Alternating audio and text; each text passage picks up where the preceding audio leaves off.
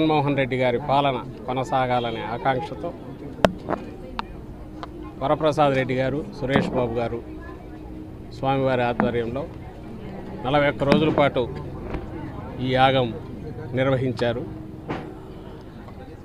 నిర్విఘ్నంగా 41 రోజుల పాటు సాగింది. మధ్యలో ఒకసారి పాల్గొన్నాం. ఈరోజు నాకు అదృష్టం కలిగింది.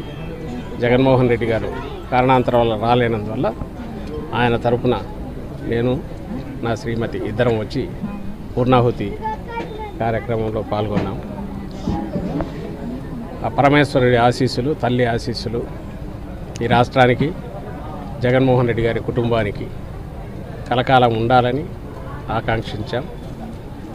ఆయన క్షేమంగా ఉండడం రాష్ట్ర సంక్షేమం రీత్యా, రాష్ట్ర అభివృద్ధి రీత్యా అత్యవసరం.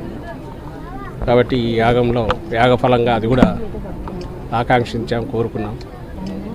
ఆయన పాలన నిరంతరం సాగాలి. ఈ రాష్ట్రం దేశంలోనే 1వ స్థానంలో కంటిన్యూస్గా నెంబర్ 1గా అగ్రశ్రేణిలో అభివృద్ధిలోను సంక్షేమంలోనూ ఉండాలని ఆకాంక్షిస్తూ ఈ యాగం జరగడం, ఇందులో అందరూ ఈ ఆకాంక్ష కలిగిన వాళ్ళందరూ అభిమానులు, ప్రజలు అందరూ పాల్గొన్నారు. అందరికీ కృతజ్ఞతలు. ఈ యాగం ఇంత నిర్విఘ్నంగా నిర్వహించినందుకు నిర్వాహకులు వరప్రసాద్ రెడ్డి గారు, సురేష్ బాబు గారు, ముఖ్యంగా స్వామివారిని కూడా, ఎందుకంటే 19లో కూడా వీరి ఆధ్వర్యంలో అప్పుడు ఐ థింక్ సంవత్సరం పాటు 2 సంవత్సరాల పాటు నిర్విఘ్నంగా జరిగింది. పాలకుడు రాష్ట్రం గురించి ఆలోచించాలి, ఆయన క్షేమం గురించి రాష్ట్రము ఆలోచించాలి అనే అంశంగా, ప్రధానాంశంగా ఇది యాగం జరగడం అనేది చాలా శుభసూచకం.